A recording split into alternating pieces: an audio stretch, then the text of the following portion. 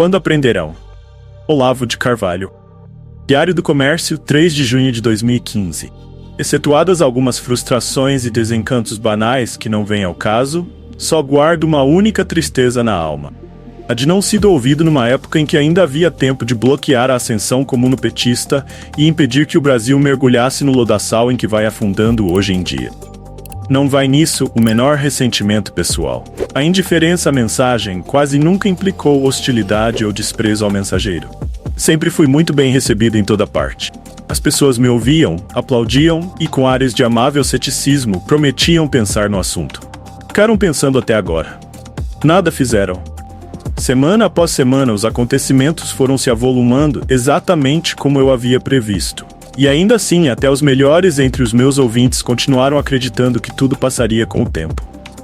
Que nada de mal sucederia que não viesse a ser corrigido automaticamente pela mágica do mero rodízio eleitoral. Isso era impossível, protestava eu. 11 anos atrás escrevi: quem quer que a esta altura ainda sonhe em vencer o PT, seja nas próximas eleições, seja ao longo das décadas vindouras, deve ser considerado in limine um bobão incurável, indigno de atenção. O PT, como digo há anos, não veio para alternar-se no poder com outros partidos. Muito menos com os da direita, segundo o rodízio normal do sistema constitucional democrático. Ele veio para destruir esse sistema, para soterrá-lo para sempre nas brumas do passado, trocando-o por algo que os próprios petistas não sabem muito bem o que há de ser. Mas a respeito do qual tenho uma certeza: seja o que for, será definitivo e irrevogável. Não haverá retorno. O Brasil em que vivemos é já um novo Brasil prometido pelo PT e não tem a menor perspectiva de virar outra coisa a médio ou longo prazo, exceto se forçado a isso pela vontade divina ou por mudanças imprevisíveis do quadro internacional. Continuava: é deplorável ter de insistir numa coisa tão evidente, mas uma estratégia de escala continental, escorada numa rede global de organizações e no completo domínio da atmosfera cultural, não pode ser enfrentada por meio de resistências locais, de espertezas provincianas, de críticas pontuais a erros econômico-administrativos ou da aposta louca nas brigas internas da facção dominante que só a revigoram.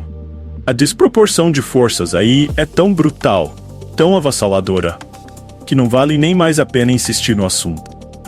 Isso foi em 2004. Hoje até as crianças sabem que o establishment brasileiro, a administração pública, 3/4 do Congresso, o STF, o sistema judiciário praticamente inteiro, a justiça eleitoral, a educação desde o primário até a universidade, a CNBB, parte considerável da grande mídia e um punhado de mega empresas, e reduziu a uma máquina dócil e bem azeitada para amparar as tramas do PT, assessorar e acobertar os seus crimes, ajudá-lo na realização dos planos do Foro de São Paulo e na instauração da pátria grande comunista, dos sonhos dos irmãos Castro e de Nicolás Maduro. Chegamos finalmente a uma situação em que mesmo 2 milhões de brasileiros, clamando nas ruas, multidões xingando Lula e Dilma por toda parte, e 90% da população exigindo nas pesquisas de opinião fim do império petista, são impotentes para remover de seus postos os delinquentes que se apossaram do país e dele fizeram um bordel de luxo para os poucos, um favelão para os demais. Na melhor das hipóteses, ela mesma remota e dificultosa, conseguirão obter do Congresso, como prêmio de consolação pela legitimação de eleições notoriamente fraudulentas, um miserável impeachment presidencial, medida simbólica que bem pode deixar intacto o restante do sistema comunocleptocrático instalado em Brasília. Quer isso dizer que minhas previsões de 2004 fossem proféticas? Nada. Estavam atrasadíssimas. Em 1993, no livro A Nova Era e a Revolução Cultural, eu já havia exposto o plano praticamente inteiro do PT para a dominação do país. O livro não foi ignorado. Vendeu uma edição inteira no dia do lançamento, outra nas semanas seguintes.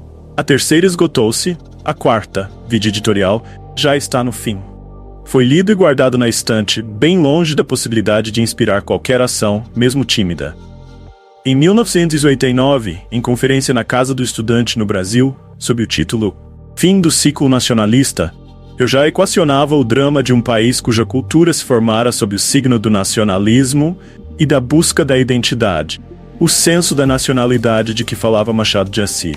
e ao qual coubera o destino infeliz de começar a projetar-se no cenário do mundo, justamente numa época em que a tendência geral é dissolver as soberanias nacionais e absorvê-las em conglomerados regionais que vão tentando aplanar o caminho para a ambição utópica, mas persistente de um governo mundial.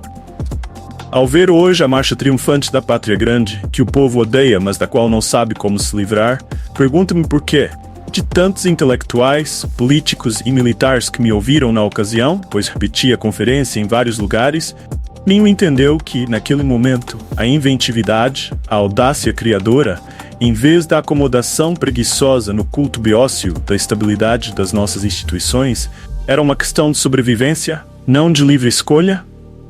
Por que tantas pessoas aparentemente inteligentes, em vez de vasculhar os livros e documentos a que eu me referia, preferiram crer na lenga-lenga anestésica da TV Globo e da Folha, para cujos porta-vozes eu era apenas um alarmista histérico, um saudosista da Guerra Fria, ou como disse textualmente o Sr. Otávio Frias Filho, um açoitador de cavalos mortos? Quem, hoje, exceto o alucinado Marco Antônio Villa, e ama tanto a chacota que a atrai toda para si, seria ainda louco de negar que praticamente tudo o que expliquei e previ ao longo dos anos era no mínimo o que havia de mais próximo à verdade. Enquanto em volta os luminares, os bem-pensantes, os senhores doutores, os consultores pagos a peso de ouro, só repetiam chavões soporíferos tipo Lula mudou, o socialismo morreu, as nossas instituições são sólidas, etc, etc. Aos poucos, porém, fui notando que as mudanças históricas que eu descrevia, que as inteligências mais vigorosas da plateia não negavam, mas nas quais nada viam além de uma caminhada brilhante em direção a mais democracia, traziam em si mesmas, causa da incompreensão com que minhas palavras eram recebidas.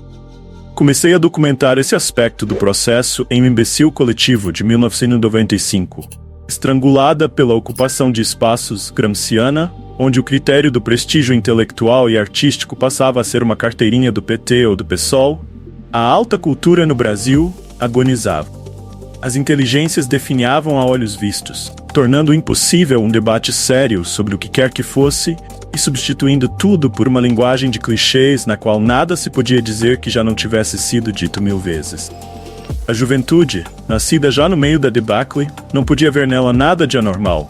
Por lhe faltar a escala comparativa, acomodava-se à degradação confortavelmente, prazerosamente, embriagada pela promessa de deleites sensuais espetaculares sob a proteção do Estado babá. Mas para quem tinha sido criado na época em que os debates culturais e políticos eram conduzidos por leões como um Otto Maria Carpio, um Álvaro Lins, um Nicolas Boer, um Júlio de Mesquita Filho, um Antônio Olinto, um Mário Ferreira dos Santos, um Willem Flusser, ver de repente o cenário intelectual ocupado inteiramente por micos leões dourados, tipo Emir Sader, Marilena Chauí, Renato Janine Ribeiro, Vladimir Safatli, Gilberto Felisberto de Vasconcelos, Luiz Fernando Veríssimo e tutti quanti era algo que prenunciava, para esta parte do mundo, uma idade das trevas. Analisado à luz da regra de Hugo von Hofmannsthal, de que nada está na política de um país que não esteja primeiro na sua literatura, o Brasil do futuro que se vislumbrava nos debates públicos dos anos 90 era exatamente o que temos hoje. Um vácuo sangrento, um nada crescente e invencível que tudo devora. Documentei o fenômeno em linguagem satírica que a evolução posterior dos acontecimentos veio a tornar inadequada à medida que o ridículo e o grotesco, passando da esfera das ideias à dos atos e das leis, afirmaram o poder da sua autoridade incontrastável e se consolidaram nas formas monstruosas do deprimente, do abjeto, do indescritivelmente vergonhoso, daquilo que não pode ser satirizado porque, como diria Karl Kraus, já ultrapassou as fronteiras da sátira. Não posso repassar mentalmente esse trajeto sem que me volte à memória o refrão de uma velha canção folclórica americana. Oh, when will they ever learn?